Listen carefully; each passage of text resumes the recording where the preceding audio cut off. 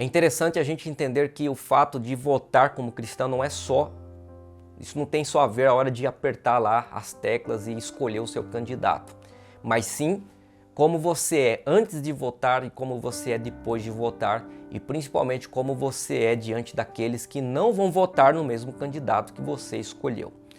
Para você entender, começando aqui o vídeo, para você entender já aqui a primeira coisa que eu particularmente penso, e essa é a minha opinião, é a questão de ninguém é obrigado a nada. Ninguém é obrigado a votar. Se a pessoa não quer votar, ela não é obrigada. Ela pode votar como não votar, pode votar nulo, pode votar branco.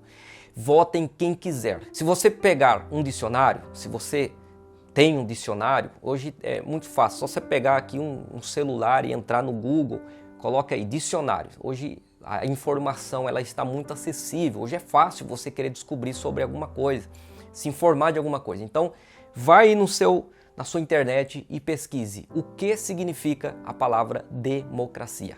Você já pesquisou o que significa democracia?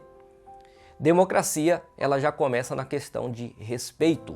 Se a pessoa pensa diferente, você não precisa querer obrigar a outra pessoa a pensar como você. Aqui começa a questão simbólica do que é democracia. Você não precisa ser cristão para ser democrático. Você não precisa ser cristão para respeitar o outro pela escolha que o outro faz. Se você não quiser levantar cedo para ir trabalhar, você não é obrigado. Se você não quiser almoçar, você não é obrigado. Se você não quiser se casar, você não é obrigado. Se você não quiser ter filhos, você não é obrigado. Ninguém é obrigado a nada. Será que as pessoas conseguem entender isso? Ou é muito difícil de entender que ninguém é obrigado a nada?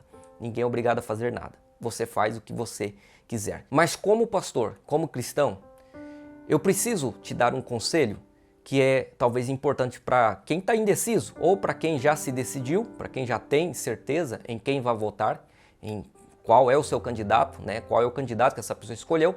Mas o que eu vou dizer aqui é muito importante, pode te ajudar também.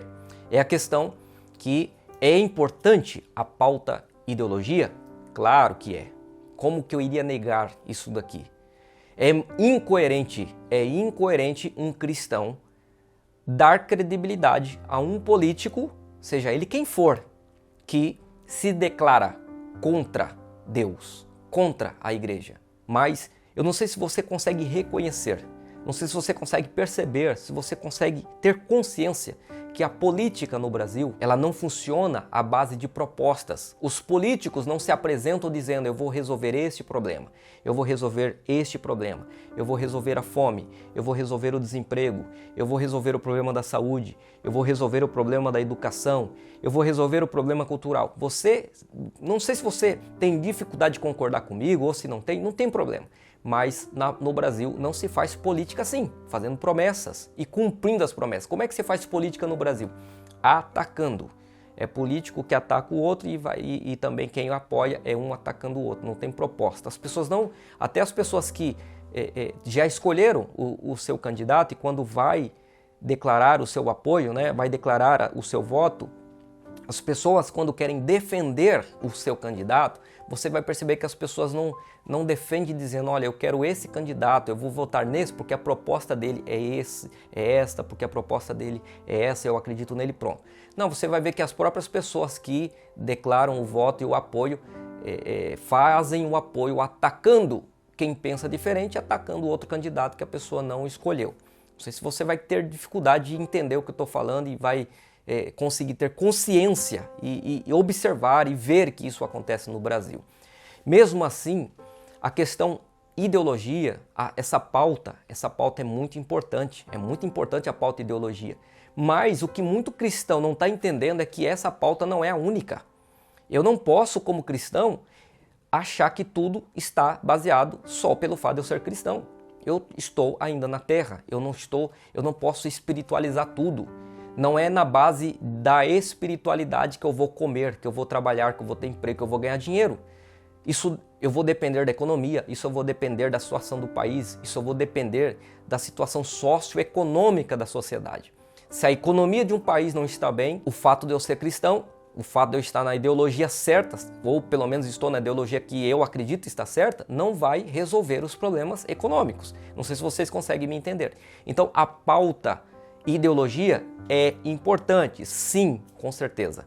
Mas não se esqueça de ouvir, dar ouvidos, prestar atenção sobre as outras pautas, que são também importantes quando o assunto é política. Porque as pessoas estão fazendo uma salada, uma mistura. Não sabe diferenciar ideologia de política e de economia. Não sabe diferenciar a questão espiritualidade, igreja de Cristo, reino de Deus, com política terrena, sistema humano de governo. Se você estudar um pouquinho do Antigo Testamento até os nossos dias, a partir do momento que o povo de Deus rejeitou Deus como governo e disse para o profeta Samuel, nós não queremos Deus, nós queremos um rei. Deus olhou para Samuel e disse, fica tranquilo, profeta, eles não estão rejeitando a você, estão rejeitando a mim. Se eles querem um governo humano, eu vou dar um governo humano para eles, eu vou dar um rei para eles, é o que eles querem. A partir dali começou o governo humano. E se você pegar da história até os dias atuais, todos os governos humanos vão ter problemas. Não existe governo terreno perfeito, isso não existe. O único governo que vai ser perfeito é o governo de Cristo. Então, para que ninguém me interprete mal, vou repetir. Pauta e ideologia é importante, sim, mas não é a única pauta importante. Os cristãos estão muito focados na ideologia, mas está se esquecendo de, às vezes, também ouvir as outras propostas. Todas as propostas. E você precisa entender que um presidente, ele não vai governar apenas evangélicos, ele não vai governar apenas cristãos, ele vai governar o espírita, ele vai governar o católico, ele vai governar o testemunho de Jeová. E nós não temos direito nenhum de querer obrigar a sociedade a ser evangélica. Isso é um absurdo pensar dessa forma. Quem está pensando dessa forma, infelizmente, já perdeu o senso do normal e o senso do comum. E antes de eu falar do segundo ponto, que é muito importante, que muita gente está fazendo uma certa confusão, eu queria convidar você que não é inscrito no canal, você que gosta de aprender informação, aqui temos conteúdos bíblicos, teológicos, a gente fala sobre diversos assuntos que ajudam a mudar vidas, transformar vidas através da palavra de Deus. Tem um botãozinho aqui embaixo, não paga nada, tá? Se inscreva no canal e ative o sininho das notificações para você ser ativado quando sai um novo conteúdo e você é muito bem-vindo aqui no nosso canal, tá certo? Segundo ponto importante, cidadania. Qual é a sua cidadania? Ah, eu sou brasileiro. Ok, eu também sou. Apesar de não estar morando atualmente no Brasil, mas também sou brasileiro.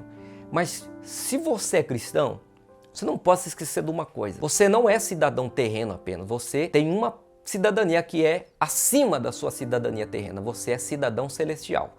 Você está aqui só por um momento. Você é só um viajante em terra estranha.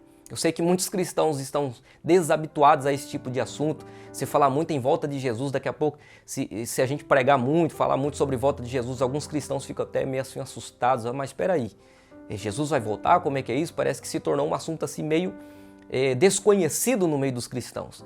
Nós estamos aqui apenas por um tempo. Temos uma missão e um propósito. E questão cidadania, o próprio apóstolo Paulo vai falar isso. Quando ele fala na sua carta aos Filipenses, vou ler para vocês, capítulo 3, versículo 20. Olha o que é que Paulo diz. Mas a nossa cidadania está nos céus, de onde também esperamos o Salvador, o Senhor Jesus Cristo.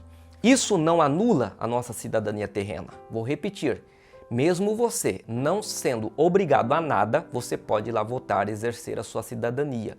Vai votar ou não vai votar, isso é problema de cada um faz o que quiser. Se não quiser, também não é obrigado, entenda isso. Mas quando Paulo está falando isso daqui, ele está falando do reino de Deus. O próprio Jesus falou sobre o seu reino. Ele falou, o meu reino não é desta terra. O meu reino, ele é dos céus. Como é que ele ensinou a gente a orar? No meio da oração, o que ele ensinou a gente pedir para Deus? Venha a nós o seu reino. O que muitos cristãos não estão entendendo é que nós precisamos orar pedindo para que o reino de Deus, é o sistema do céu, o sistema celestial, se manifeste na terra. Isso só vai acontecer depois do arrebatamento da igreja, antes não, claro.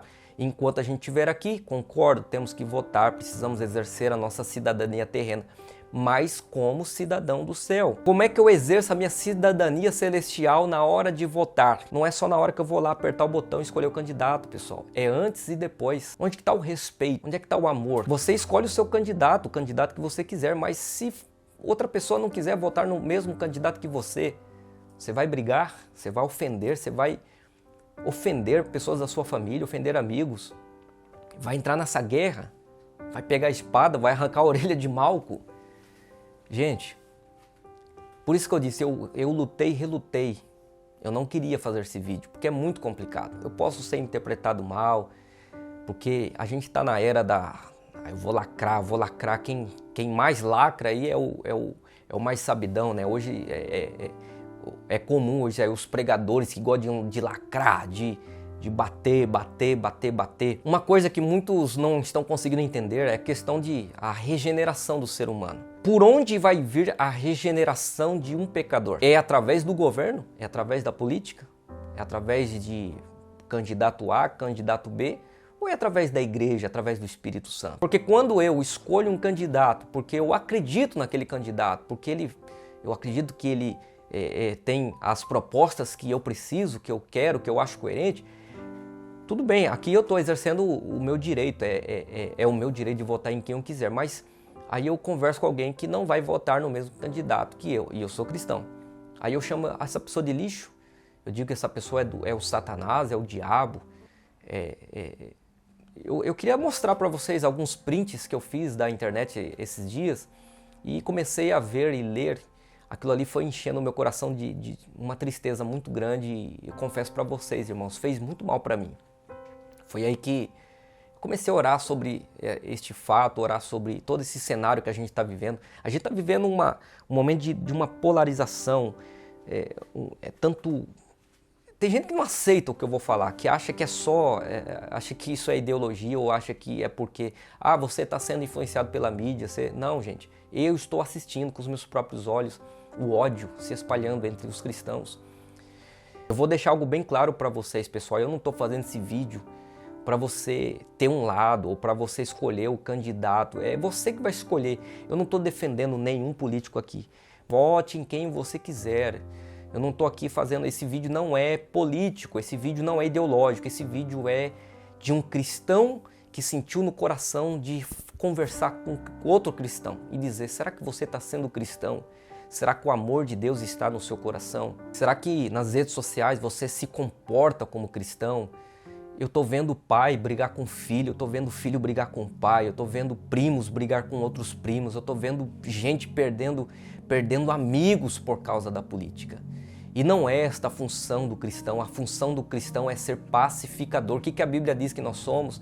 Nós devemos ser pacificadores. Nessa guerra que nós estamos enfrentando, nessa luta que a gente está vivenciando, de tanto ódio, de tanta raiva um do outro, de tanta discussão, nós deveríamos estar pacificando.